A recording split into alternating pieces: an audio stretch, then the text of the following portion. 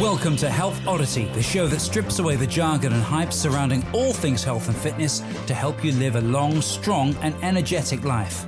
Lining up at the bar this week, here's Peter Lant, Paul Bassett and James St. Pierre.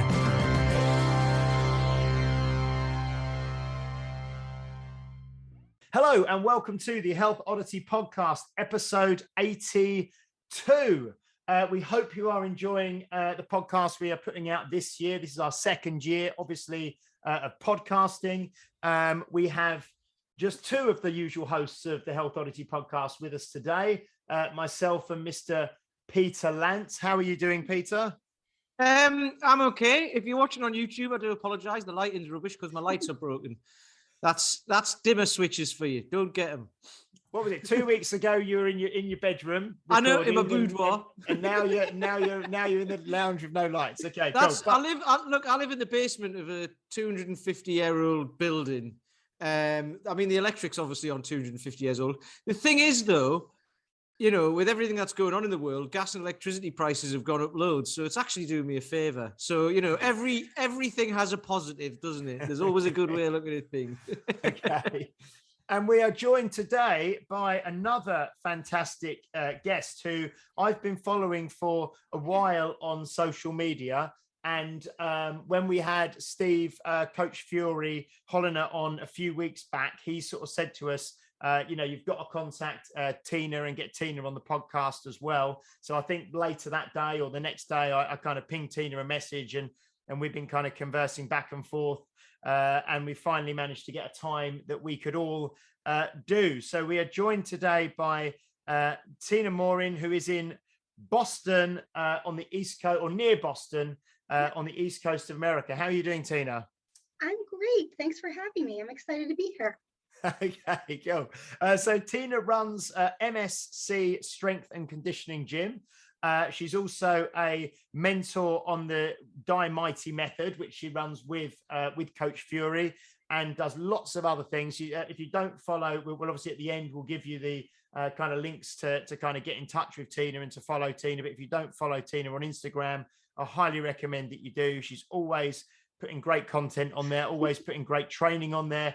And it's a really great Instagram person to follow. But we will find out lots about Tina today. It's the first time I've actually spoke to Tina in person. Like I say, we've been messaging back and forth, but this will be good for me to get to know Tina as well. So Tina, just to kick us off, do you want to tell us a little bit about you know, who you are, where you started, what your background is, how you got to where you are today, and we'll kick off from there. Sure. So I have a little bit of a different background from most coaches.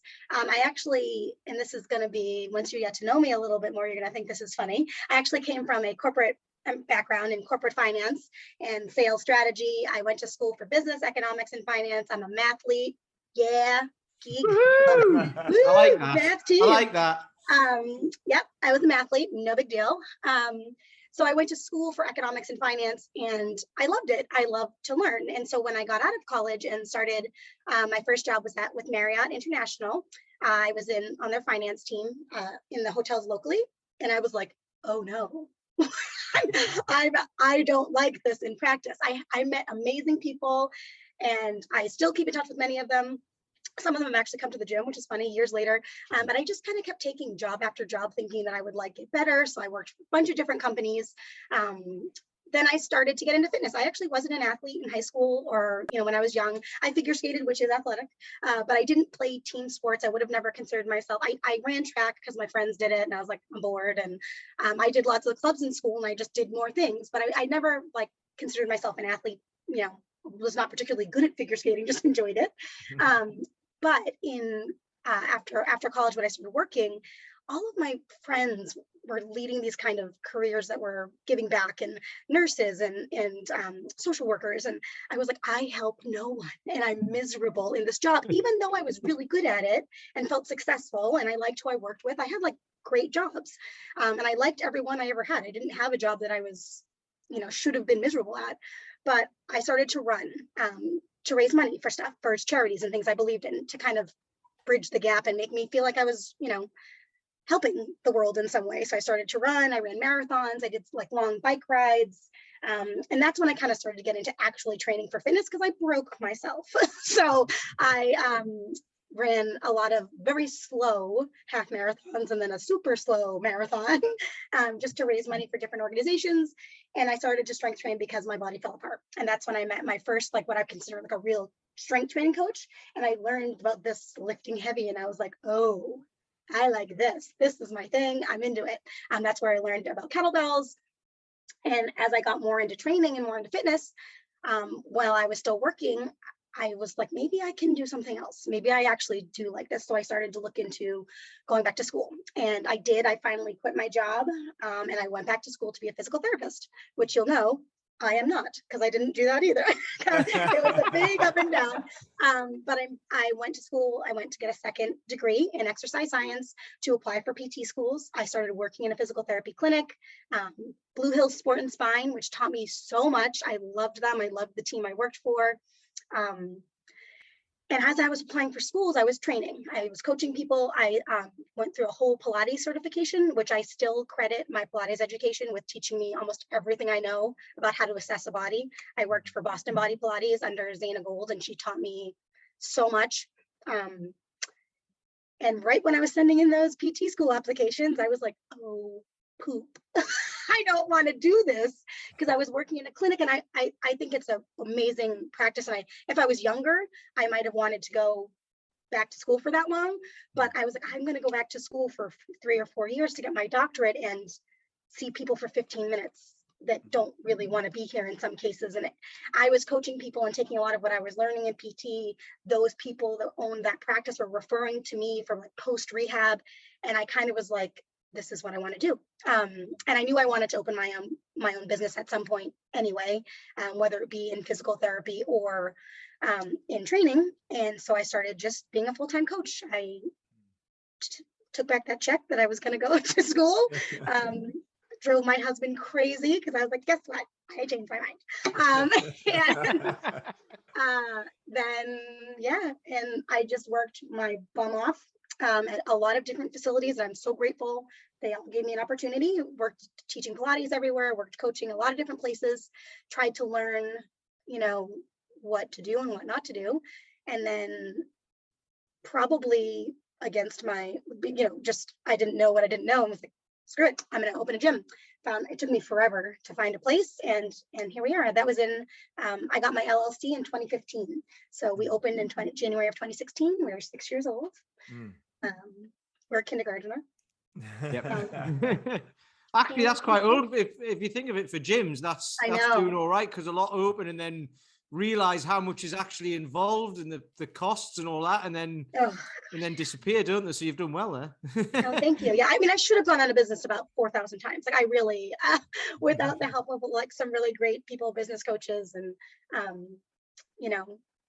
don't know, by the grace of something, I'm grateful that I've had the education. In you wonder, like, how did I get here and what's going on and how did this happen?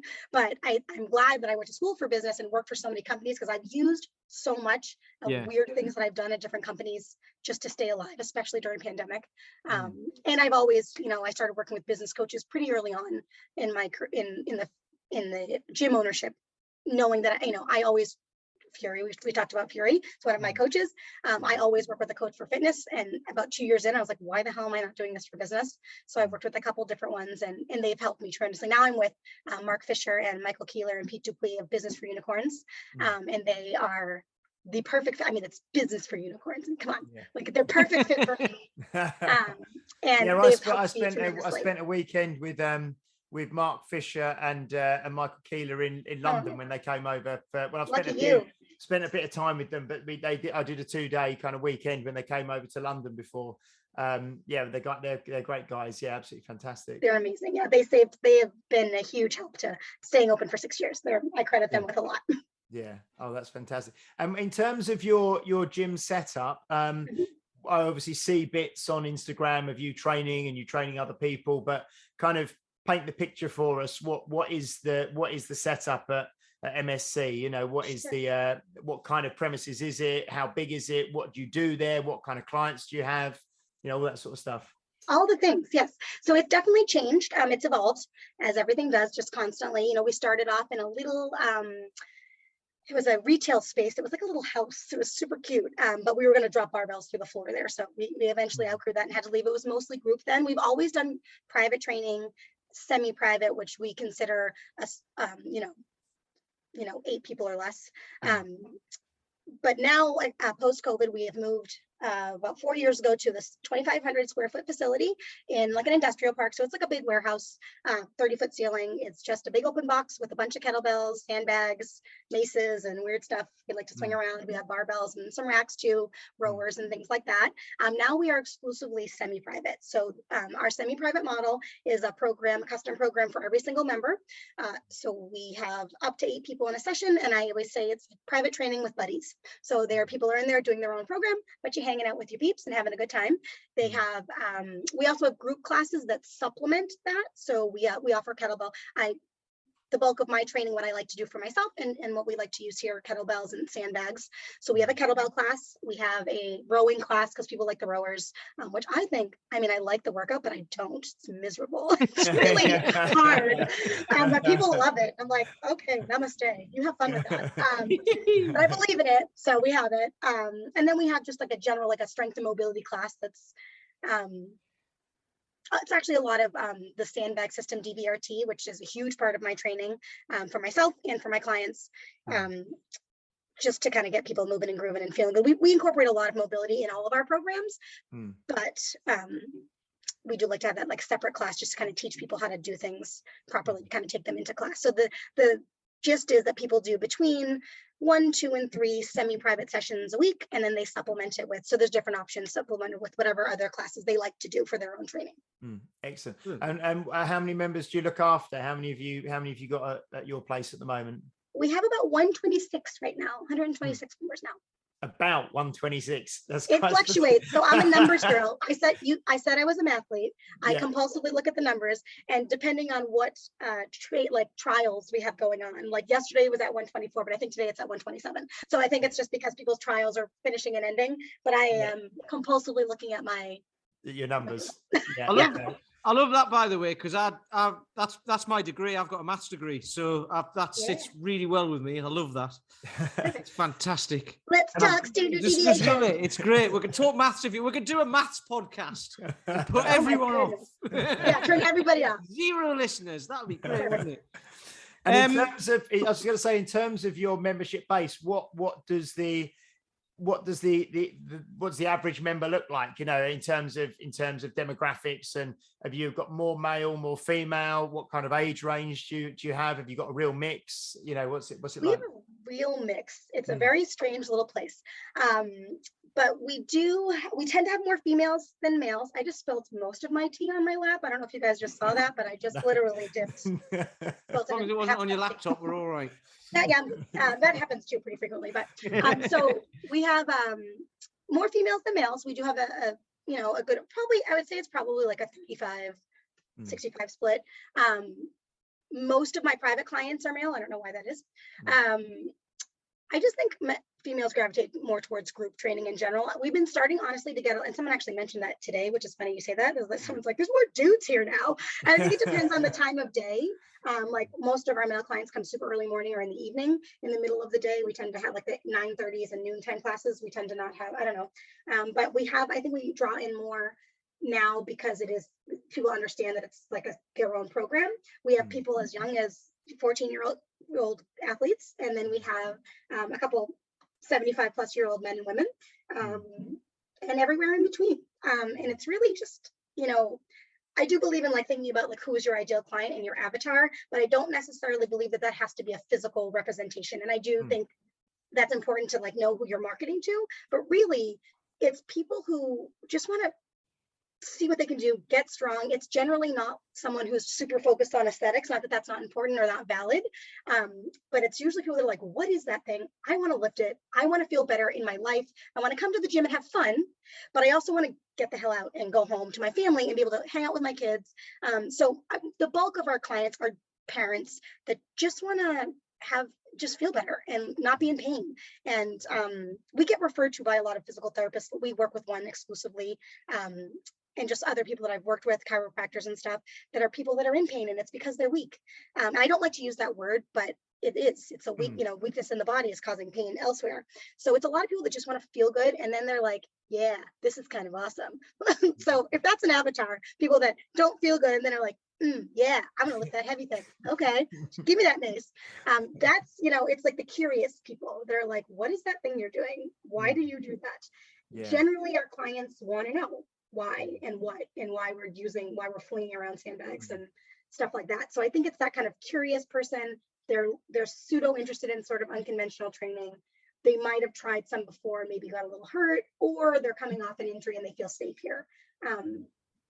That was a really long description to a very short question. That's cool. Kind of how I roll, so I apologize. I'll tell you what, I love that you said you've used curiosity there, because we talk a lot about like kind of values and of like business values and all that, and the values you hold within your business, and that you want to project to your customers and stuff. Yeah. And one of mine is curiosity, because it's like, you get a lot of people who think like, well, I've tried that, or I've done kettlebells, or I've done this, I've done that, and then you go, okay, but how far in have you gone? Have you tried a class? Have you done this? And then like, be curious and come and ask and all of that. Because I do my stuff outside with guys in the park, so we get a lot of people coming up and asking questions and just coming for a chat, basically. So that's great. Now, something that you said in the beginning, I was waiting for you to tell us that you then went to university to become a lawyer or something, and then you didn't want to do that either, and then something else and something else. I might do that. There's still time. Yeah, you said you studied to become a physical therapist, or you were going to study to become a physical therapist, so then you realized you were only going to spend like 15 minutes with the person, and then you don't get to know them and what have you. So you decided to go down the training route as well. And I think that's really good, because there's obviously nothing wrong with physical therapy, but sure. People who've mentioned their parents and what have you might be sitting down at work and what have you, have stressful lives. You're going to get certain elements of pain from weakness or just poor movement or whatever, or just like generally not moving. So how do you find that? Like from a selfish point of view, from your point of view, because obviously you've never done the physical therapy side, but how do you find it, like working with people and seeing their lives change? And what would you say to our listeners about this as well? Because people might go and see a physical therapist and think like, I'm going to see them for 15 minutes and they're going to give me a couple of exercises, which I won't do, and I'll be fixed. They want to be fixed in one session, don't they? And it's like, it takes a lot more than that. And that's where you come in, right? Right. And so I should say too, like I would still love to go to school for physical therapy. I love to learn, clearly, like love to go to school, love to learn. And I think that there's different kinds of physical therapists out there. That's why I gravitate towards, I didn't even know. So I didn't know that like you could not work in a clinic. I didn't even know that you could have your own practice and you could see people for an hour. And I joke around that. So we work with this physical therapist. Her name is Tina, very fun. She found me and she wanted to work out here and maybe do a clinic here or there, whatever, like workshop. And she has her own practice. She sees people for an hour at a time. She approaches it from a fitness perspective. She does some manual therapy, but it's physical therapy. And when I was observing and doing things at different clinics, not at the place that I actually worked, but I was seeing people like literally not give exercise and tell people to not work out. I'm like, it's physical therapy or physiotherapy, and I was just like, oh no, this is not. And I also thought like I was going to work at this amazing rehab center that was going to teach everyone how to walk again, or, work with athletes. And that's not the reality. You have to put in a lot of time. And I think that in physical therapy, you can do all of those things, but you have to work your way up and put in the time to do it. And I was 29. I was in school with 18-year-olds. I'm like, I don't want to do that. I don't want to do that. It's one of those things. I just didn't want to take another 10 years to do that. And the clinician that I work with, I always say she's the physical therapist I would have wanted to be, but she's been doing it for 10 years. So now she gets to do those things. So having said that, I like to find and work with people I like to show them like little wins, I guess, to say like, it's a little bit better and you feel a little less pain, or really focus on, there's I joke around, they're like magic tricks in the DVR. Are you both familiar with the DVRT sandbag system? Josh No, Henkin we're and not. Jess No, Bento. well, I'm not. Sorry, I won't answer for Pete. I'm not. But I know when we had Coach Fury on, he did talk. He mentioned it, and we didn't really go into it. We didn't really sort of dig into it very much. But yeah, if you can tell us a little bit about it, that'd be great. Because Sure. and It's also, just a if big, you just 1 second, Tina. my God, He's love coming it, back Jim. with a hammer. This is the acronym hammer. What does Oh. DVRT stand for? Dynamic variable resistance training. Ah, superb. Okay, that's good. Okay. So, which is, I mean, so it's, I always try to say that it is a system. It's not just about sandbags. You can apply the tools you learn in that system to kind of everything, but it's basically, it's a way of training and a system of progression that changes the loading and it's, I mean, the sandbag is the tool of choice because it's unstable, right? And it's a lot of reflexive strength training that inherently kind of helps people. Now, it does not replace physical therapy, though Jess Bento, who is the education director, is a physical therapist, and she has created with Josh Henkin, has created this system, right? So it is rooted in physical therapy, which is what drew me to it. I was really effed up. My shoulder was really, I had really bad tendonitis and a whole host of other things going on. So I don't want to say that people should take their DVRT cert and then never refer to a physical therapist. That is not what I'm saying, but it is a great addition to people's rehab or people that are just kind of like, oh, I get a little creaky, not great mobility. But basically it's sandbags and a system of movement, linking things together using the cross slings of the body, a better pattern to move in that's just not heavier for sake of heavy. And don't get me wrong, if you've ever seen me on Instagram, I do love lifting heavy frequently, more so than some people. But the sandbag moves in a way, it's like, it's like the difference between picking up a kid off the floor than picking up a box. It's a lot harder when something is moving and shifting, and it just activates muscles in a different way. It turns on those stabilizer muscles based on, different progressions. So there's a lot of stagger stance movement. There's a lot of, anti-rotational work and rotational work, which, some kettlebell practices do practice a fair amount of rotation, but most of the time in lifting, we're like straight on, right? We're just in that sagittal plane, and DVRT really moves in multiplanar and kind of works anti-rotation and rotation and proper overhead mechanics. And, the way you hold the bag, it's a lot of, one of the reasons I love Indian clubs and maces, it's a lot of grip work and, talking about like just improving your grip and working the dexterity of the hands just turns on your shoulders. And most people, I'm using shoulders as an example because one, mine is cranky. Two, most people, it's the most mobile joint in the body, right? So most people have shoulder issues, and that's a lot of times people come to you and they haven't necessarily gone to a PT, but they're like, well, I can't really go overhead, so I just don't. And it's like, all right, that's fair. Not everyone has to go overhead. We don't do it a ton here, but if you don't go over because it hurts, that's different than like, what's the point of you going overhead other than being able to put your suitcase in the overhead or pick a kid or, so I do think there's value in those kind of things too.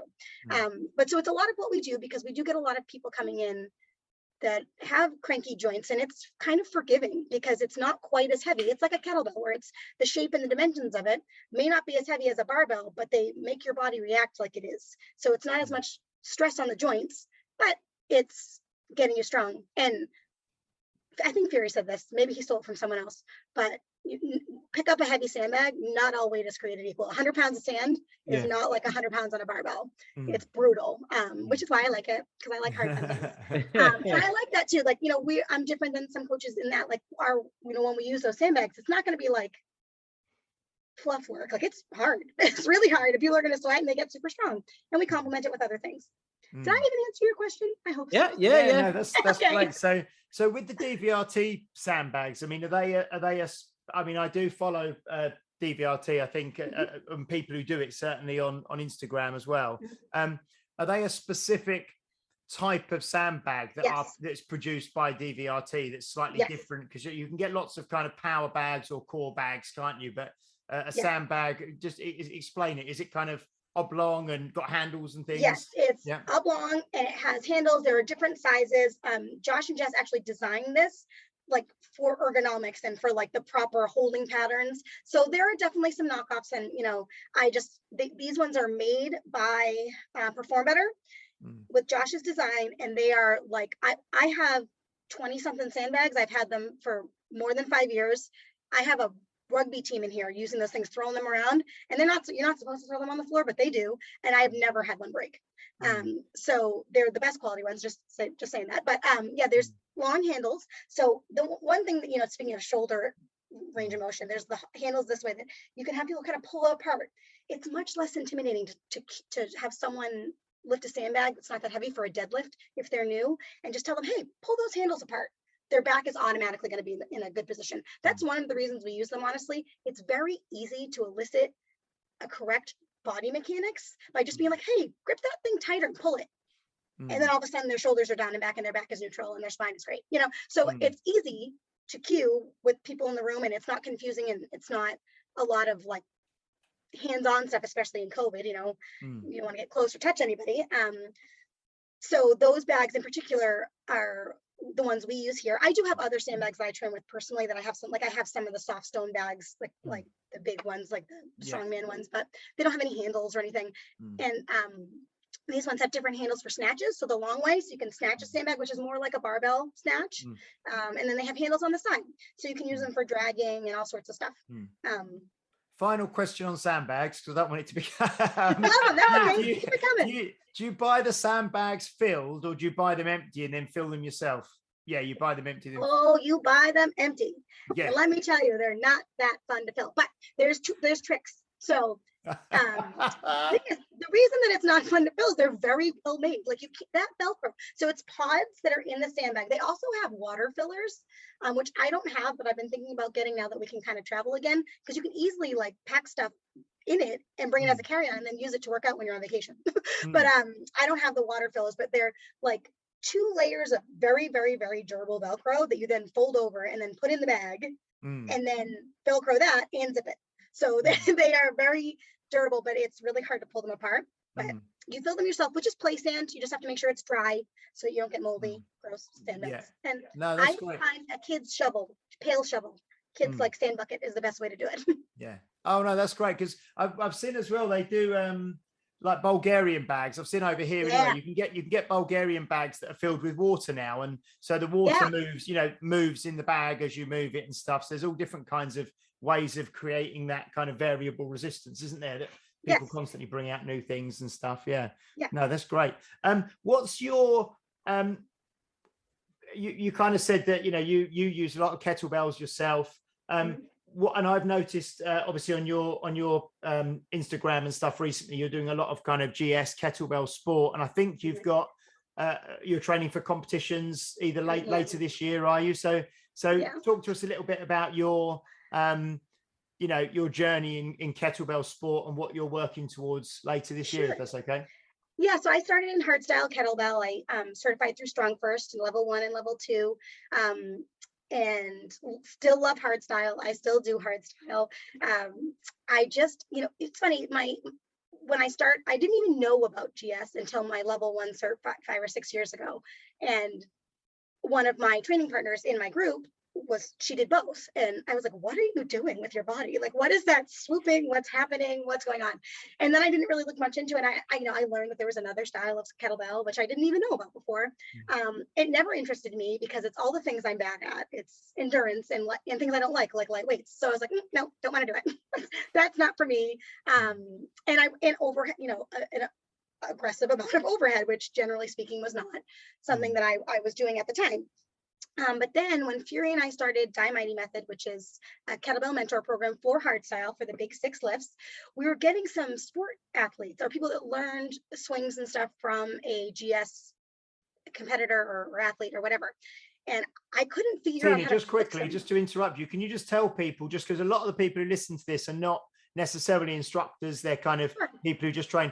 What are the big 6? So there is the swing, the get up, the snatch, the squat, the clean. I'm missing something. Press. Okay. I just did them out of order too. I don't know why I did that. Okay. And the military press. Okay, so 6. Okay, fantastic. 6 major basic lifts that kind of make up all the things. And it's a tension-based practice. And it's power, and it's not so much, I don't want to say it's inefficient, it's power development, maximal strength kind of stuff. And in kettlebell sport or gear voice sport, GS is lighter weight, and it's a sport. It's for endurance. I liken it to like how there's, with barbells, there's powerlifting and there's Olympic weightlifting, and kettlebells, there's hard style and there's sport. And sport is 2 lifts, the long cycle, which I have no idea why it's called long cycle, but it's clean and jerk.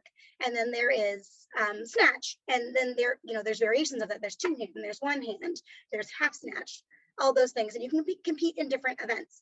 And it's usually 5 or 10 minutes long of doing the same thing over and over again, which seems, it is very, very hard. And it's for efficiency. So the bells are lighter and the rack position is different. And even the hand insertion is slightly different, but there's just a lot of differences with it, but it's also very similar once you kind of actually get into it. My friend, and who is my current coach for Kettlebell Sport, also local gym owner in Boston, is Jeff Butterworth. You should have him on here. He's great. I'll write that down, Jeff Butterworth. Okay. He does lots of hard style kettlebell. He does flow. He's been in the industry for a long time. But he always told me when I started getting into this that I kept on saying, this is so different. I can't do it. I don't get it. And he said, it's not that different. It's the same language. It's just a different dialect.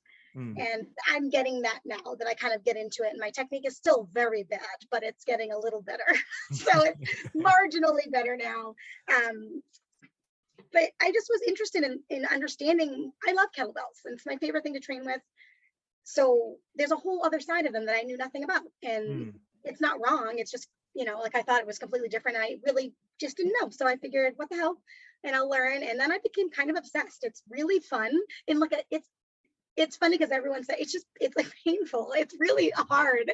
And it's really challenging. And I used to run, and I think it settles my mind almost like running did, where it's like, okay, well, I gotta do a little bit more today, and tomorrow I'm gonna do a little bit more, and then I get to dial back, and then I gotta go a little bit more. It's just like, it's more mentally like a mental thing for me, I think. And I decided to compete.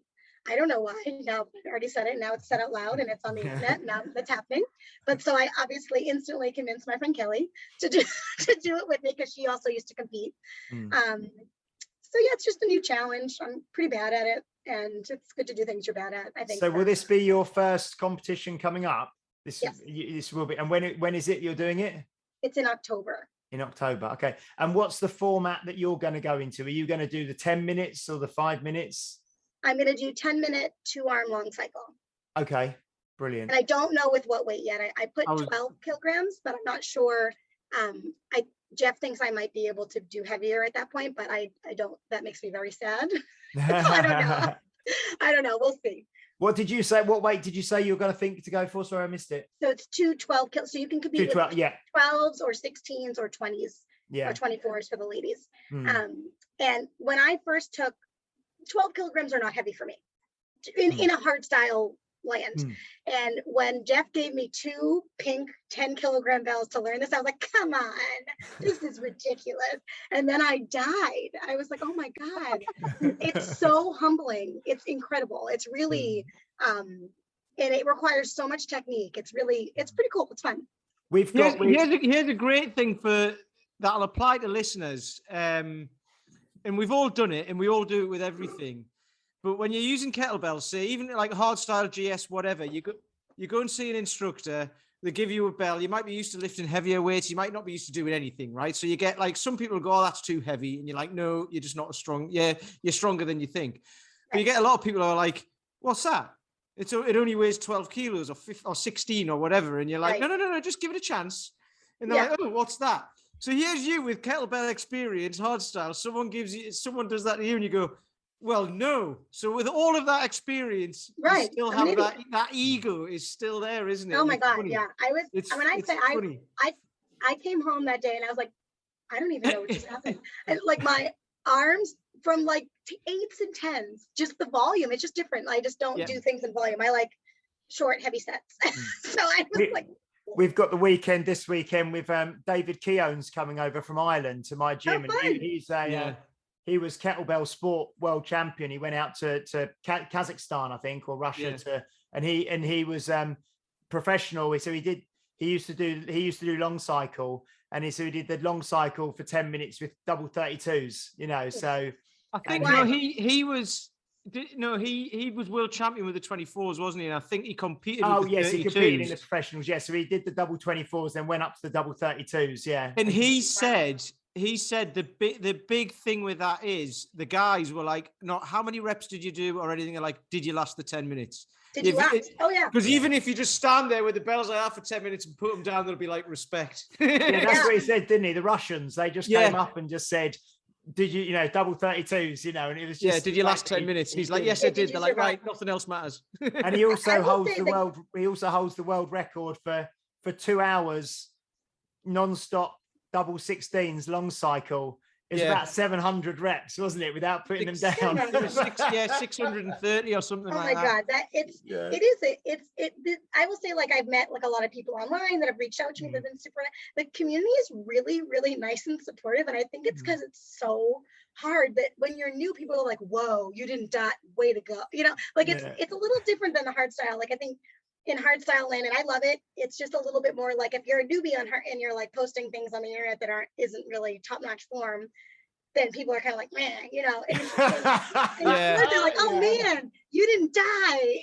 I'm like, I know, I survived. My arms are still, I can't lift them, but they're here still, I think. Yeah, it's the difference between someone sort of coming online and being encouraging, saying, oh, well done, it looks great, you're just starting. Whereas someone will post something on some forums and then straight away go, the wrist should be at a 2 degree different angle here and the elbow should be in. You need to work on that. And they just pick you to pieces. And certainly not everyone is like that, right? I mean, No, but you do. I just thought I was going to get you. I mean, listen, it's no secret. I am not a perfectionist.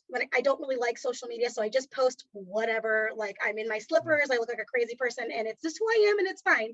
So I've gotten gotten chewed out a couple of times for things that I posted. It's not perfect form. And I'm like, okay, don't care, whatever. But with sport, I just assumed people would be all over me, because I didn't know what I was doing, but everyone was like, oh my God, you survived. Way to go. You know what? I love what you've just said there for social media, because sometimes I do my stuff at home. So sometimes I'm in my pajama bottoms. Oh yeah. So people don't comment on my form at all. They're like, you're wearing pajamas. And I'm like, yep. Good distraction tactic. Exactly. You see?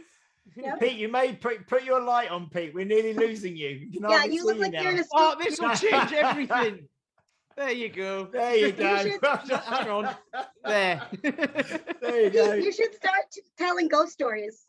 Yeah, well, I'll use this for the Halloween episode, shall I? There you go. Yeah. Dear me. So, Tina, in terms of, you've mentioned a few already, but if you were to think about, and I know probably at different stages in your career, and it's going to apply for, for the training side, like you've already mentioned, and the business side, I suppose, but you've had mentors along the way, and you've been inspired by different people and helped by different people. So, who would you say has kind of had a big inspiration on you, over the last sort of 5 to 10 years, in what you've been doing? No, so many people. I aggressively friend people that I want to learn from and force them to teach me and then become my friends. So I'm lucky enough that I'm socially aggressive, and I've been able to learn from so many people. I mentioned really quickly, I had a coach, 10 years ago, more than 10 years ago, with the first gym I ever really went to lift, and her name was Liz Allard, and she was the first person that ever was like, yeah, like lift heavy, do this, do that. Here's a kettlebell, try this thing. And so she really changed everything for me. And then in terms of kettlebell stuff, I started training. I had a coach at the time that was working for me at my gym, and we did kettlebell stuff. I never really thought about doing certs, and she was like, we should do a kettlebell class. Like, let's do a kettlebell certification. And I was like, okay. And she actually found Strong First for us. And through that, I learned about Artemis Scantilides, who's I think she used to be a team leader for Strong First, but I think she's since stepped down. But she was my coach, and she coached me through my level 1 and level 2, coached me after for years. She's been a huge influence on my style of training with kettlebells. And I don't know if you all know her, but she's itty bitty. She's this big. I've seen her do a Turkish get-up with like 36 kilos or something. Oh yeah, she can probably go heavier than that. She's an Iron Maiden. Yeah. And she's probably, I'm about 5 feet tall, like probably a little bit heavier than 120 pounds now because what does it say on your driving license? Yeah, I know. Yeah. So she's probably 115 pounds soaking wet, and can press the 24, can do pull-ups with like 32, like she probably heavier than that now. She is a power lifter. So in terms of inspiration, her strength is just super inspiring to me. And also she's a good friend and has really taught me a lot about programming. And then she introduced me to Fury. So my shoulder was acting up, and she did a lot with sandbags as well. She's done that certification. And I really wanted to get into sandbags, and she told me that I was following him. And I will say that Fury has had the biggest influence on my fitness career and anyone. He's become one of my closest friends also, but the way he pieces together original strength, which is another system that I have learned from him that I love, DVRT, sandbags. He introduced me to Indian clubs, and I love them. And that's how I kind of got in and found Kelly Manzoni, who we were mentioning earlier. So Fury really continues to be my mentor and is the biggest influence on me probably. And then kind of introduced me into that circular training world, which I really found a passion for and a love for. And Kelly Manzoni is, icon in that, especially from a female person, one of the most popular female educators, Paul Bukovinski's, mentee. So she's taught me a lot and continues to teach. I don't know, I've only been doing it for 3 or 4 years, and I'm very new to like mace training Indian clubs. And I'm getting really into steel club stuff as well. So she's taught me a lot. So between, Kelly and Fury, and then now I have Jeff, who I consider a mentor for sport. So that's kind of my gazillion people, I guess, but the biggest influence is Jeff Butterworth for sport, Kelly Manzoni, and Fury, Steve Holiner. And then in terms of business, I mentioned I work with Business for Unicorns. And I definitely consider them huge influences on how I have changed how I've done my business, and just a support system. And everyone in that group, all my unicorns. My group's called the Foxy Narwhals, and I lean on them quite a bit. But I'm really lucky to have a lot of people in that group, and local Boston gym owners that have helped me as well. I actually would be remiss not to, from a business perspective, I have a friend, Jody Merrill, who owns like a chain of local like Pilates kind of studios. And she helped me tremendously from a business perspective when I opened the gym through COVID, still now. So I'm really lucky that, again, I'm socially aggressive and find people that I'm like, oh, you know stuff, you should help me with the things. And then we'll be friends. Can we touch on like through obviously you opened in, I think you said 2015, so this is kind of 6-7 years now. How you did, we spoke to Coach Fury about this, and obviously it's, you're on the East Coast of America as well, but how did you kind of manage the COVID situation and lockdowns and things like that? Did you obviously managed to, you've come through it and you've come out the other end. So what was your approach to that whole situation with the lockdowns, when I presume at some stage you had to shut the gym and you couldn't? Do you mean before or after I crapped my pants? After I crapped my pants and then moved on? Or no, I honestly, I did not like I saw. I kind of felt the shutdown coming at the time. Like I have a little bit. Many of my staff that works for me now worked for me then. I have some new people now. I had a couple other coaches at the time, and all of them through in and out were rock stars. I have an amazing team, and that was helpful. And everyone was kind of like, okay, what's going on week to week? What are we doing? What's going on? We upped the cleaning and everything. And then we knew we were going to get shut down. We actually shut down the week before we were actually mandated to do so, because we were like on the cusp of what they were saying was safe. And I'm like, you know what? I'm not messing around. But we literally shut down for one day. When I say shut down, we physically had to shut down, but I gave away every piece of equipment in this gym, and we did our entire schedule. I gave away rowers, I gave away squat racks, I gave away literally everything left the facility. And we did our entire same schedule, same coaches, same classes, everything online. So I don't want to say I didn't give people an option, but one, I knew we kept everyone's money. We kept everything the same. We kept the billing the same. We did everything the same. And I told everyone, like, if they're struggling, let me know. We will figure something out. So I had many people that I let have memberships that, they stayed with us, and they couldn't pay for a little bit, and then they did. And that's okay. Like I was not keeping score. I thought it was going to be 2 weeks. So that was different, but especially if that'll be fine. But especially, as we got deeper into things, I didn't open this gym to not be here for a community. I would have done something else. I would have just done private training, or I don't know. So we just kept it open. My coaches literally worked. We didn't have like a day off till like 4th of July or something for us, but that's a US holiday, or Independence Day. So from like March 3rd till the 4th, I think. I gave everyone the week of the 4th of July off, because they just worked like dogs. We all did. And we put extra classes in, anything anyone wanted. I was like, I did an 80s aerobics thing on it. I'm like, whatever, like, sure, I don't care. But, we joke, I literally did, we did everything. We did everything we could. We added sessions, we changed the programming, and we survived. And when we reopened, we had to completely change how things were set up. We did open with the same kind of structure that we did before we did a kind of transition to all semi-private. So we did have group classes. A lot of people's memberships were group only, which is a less expensive membership. But in September and 2020, like, things weren't changing. It wasn't going away. And I had wanted to move to an all semi-private model, because that's what I believe is best for people, honestly. Their own program, that's what I think and what I want to do. And I didn't do that because I was scared before. And this was I had a coach leave, and she went on to do her own thing, and I had another coach leave, and I was like, you know what, there's enough changing, screw it, this is the time.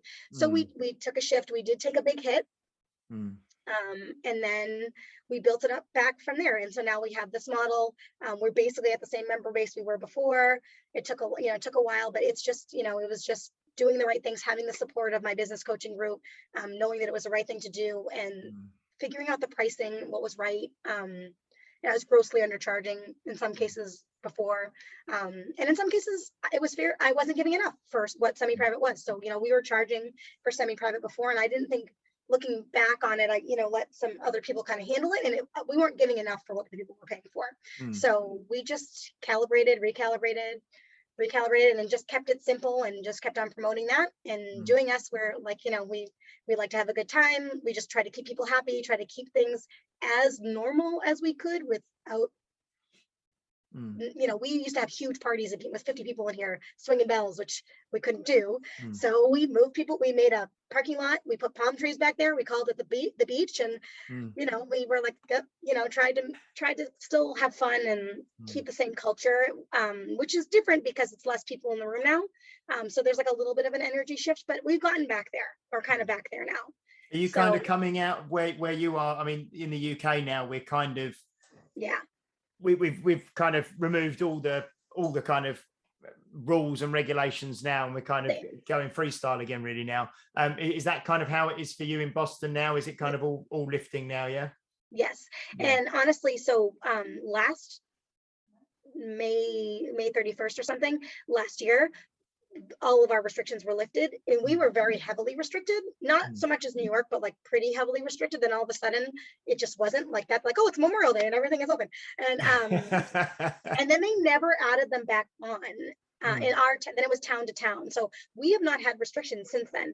I have not put more people in here. I don't require masks, but like during the spike, we had a large spike in Christmas kind of time. Christmas, so most people were wearing masks just because they chose to.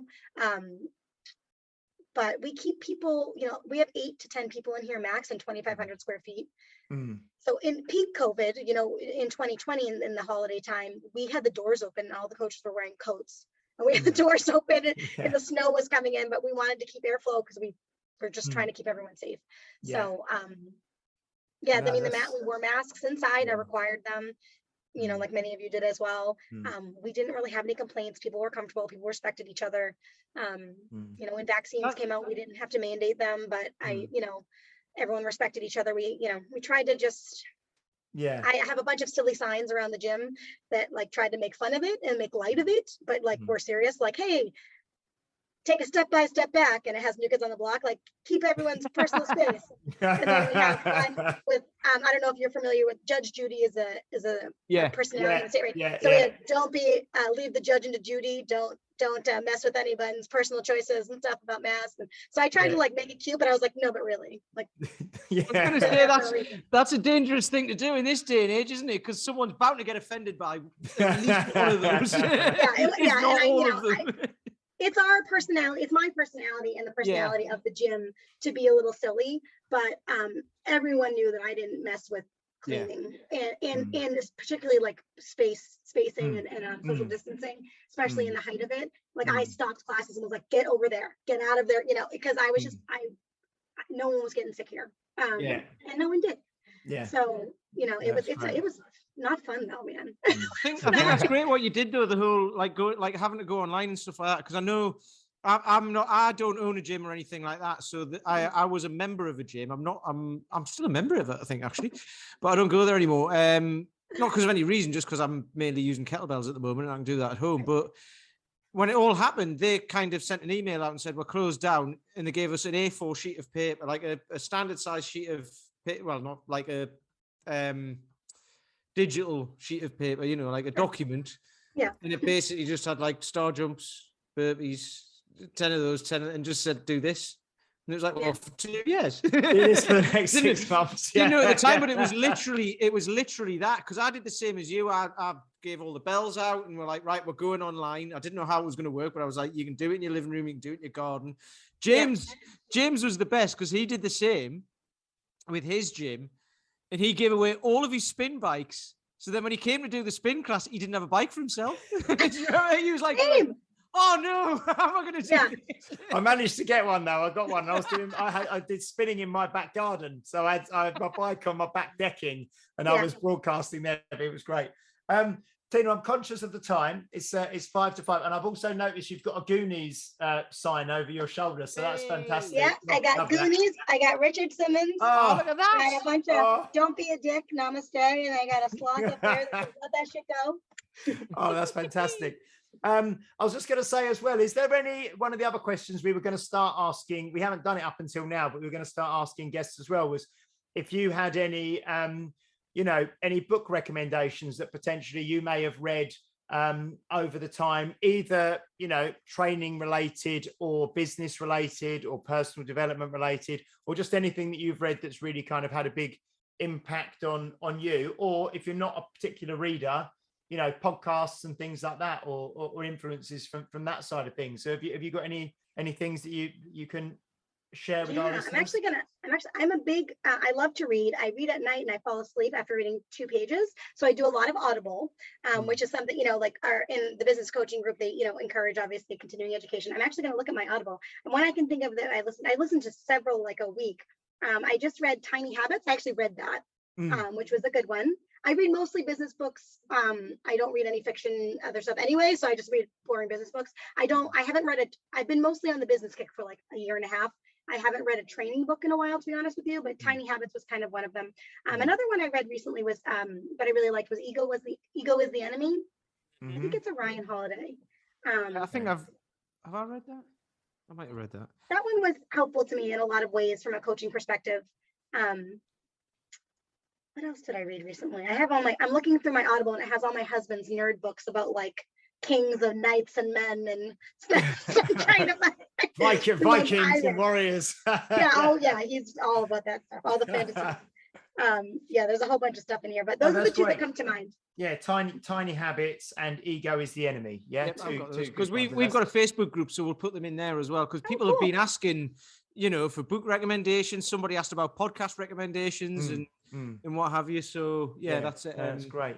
For podcasts other than this, I highly recommend the Business for Unicorns podcast, and also the Fury podcast, which I think is I Am Coach Fury podcast, or Fury podcast, or he hasn't done a new one in a while, but he's got some good stuff on there too. Excellent. I'll listen. I've not listened to the Business for Unicorns one either, so I'll go on to there and it's good. Have a listen to that. Yeah, that's great.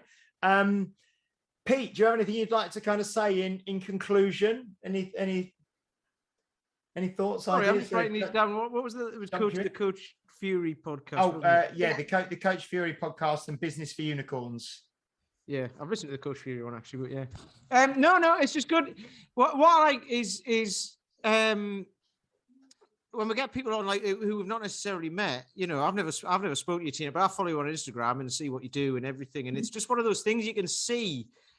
You can see who's genuine and who isn't, because like on social media and that, there's lots of stuff out there. Buy this, do this. There's this 12-week program. There's this and this, and there's lots of stuff around which may help, may not help.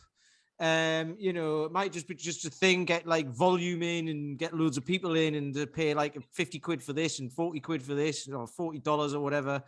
But you can see people like you and then Kelly, who we're going to have on in a couple of weeks, and we've spoken to Steve. And what's good to see is being able to, like you would be, this is us being socially aggressive, right? And just getting to know people, trying to get you out there as well, to say, like, you know, there are like, it's genuine. It's genuine. You're not in it to say, you know, I want to get as many people into my gym as possible and make loads of money. It's like, no, I want to help people, right? But I need to make a living out of it. But I want to help as many people as possible. I want to make it affordable for them. I've got the space to do it. And what you said about some of the things you weren't charging enough, but there was other things, and you were like, well, I was charging too much, and I wasn't giving them the value. I wasn't giving them the value, and I need to review that. That's really good, because very few people will actually think that way and just go, well, they're paying that much anyway. They seem to enjoy it. So let's just keep that going. So I like that. It's very commendable. So that's why we like having people like you on here, because it's a genuine, it's a genuine passion for it. Because, like, you know, you go on any trainer's website, the first thing it says is, I'm passionate about this. And it's like, really, if you are, you don't need to say that. So, yeah. I agree. And Tina, if people do want to kind of find out more about you or the MSC gym or the Die Mighty method and that kind of thing, what's the best place for them to go to do that? Sure. The best place to find info on me is on my Instagram at Tina B. Morin, and at the gym Instagram, which is MSC_strength. And I post a lot of Die Mighty stuff on my personal page as well, but Fury mostly posts that stuff. So he has his gym, which is the Speakeasy of Strength, BK. I think that's the Instagram. And then his personal Instagram is at I am Coach Fury. Fantastic. And it's just been really nice to speak to you. It's been lovely to have a really good chat with you and to get to know you. And if I come over I haven't been over to America for a little while. I was over a few years ago, but yeah, if I come over to kind of that way, I love, you know, New York, Boston, that kind of East Coast there. It'd be fantastic to come over. I've been over to the West Coast and trained with quite a few people over there, but not been to New York for a while. So, and then I'd love to pop into, you know, go and see, you know, Mark Fisher Fitness as well and all that sort of things. That would be great. Thank you so much. What's that? Thank you so much. I said, get your buns over here and I'll meet you in New York. Yeah. Thank you so much. It's been absolutely lovely. Thank you to everybody for listening, guys, and supporting us on the podcast. Please do share, like, subscribe, recommend these episodes to friends or family or colleagues who may find some of this information interesting and useful. If you're on Facebook and you want to go into the Health Oddity group, just go onto groups, search Health Oddity, click on joining there, and then we'll let you into that. We are back next week. I think we possibly don't have a guest next week. We may just do the three of us again next week. And then we have Kelly the week after. We've already got guests lined up for April as well. So lots of good stuff coming up. We will catch up with you soon. See you soon. Bye-bye, Tina. Tina waved. Bye. Tina waved. I waved. And bye-bye, Mr. Peter Land. Yes. Ta-ra. You've been listening to Health Odyssey with Peter Land, Paul Bassett, and James St. Pierre. To get your regular fix of hype-free health, you can subscribe and leave a review wherever you get your favorite podcasts. You can find out more on today's and other topics at healthodyssey.com or find us on Facebook or Instagram by searching for Health Odyssey.